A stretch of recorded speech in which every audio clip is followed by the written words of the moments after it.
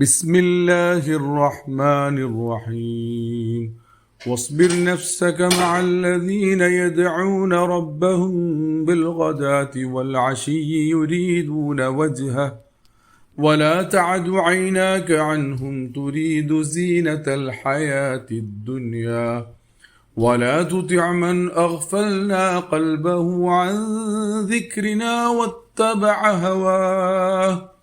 واتبع هواه وكان أمره فرطا. പരമകാരുണികനും കരുണാവാരിധിയുമായ അള്ളാഹുവിൻ്റെ നാമത്തിൽ. തങ്ങളുടെ നാഥൻ്റെ പ്രീതി പ്രതീക്ഷിച്ച് രാവിലെയും വൈകുന്നേരവും അവനോട് പ്രാർത്ഥിച്ചുകൊണ്ടിരിക്കുന്നവരോടൊപ്പം നീ നിന്റെ മനസ്സിനെ ഉറപ്പിച്ചു നിർത്തുക. ഇഹലോക ജീവിതത്തിൻ്റെ മോടി തേടി നിന്റെ കണ്ണുകൾ അവരിൽ നിന്നും തെറ്റിപ്പോവാതിരിക്കട്ടെ. നമ്മുടെ സ്മരണയെ സംബന്ധിച്ച് അശ്രദ്ധരാവുന്നവനെയും തന്നിഷ്ടത്തെ പിൻപറ്റുന്നവനെയും പരിധി ലംഘിച്ച് ജീവിക്കുന്നവനെയും നീ അനുസരിച്ചു പോകരുത്. സൂറത്തുൽ കഹ്ഫ് ആയത്ത് നമ്പർ 28.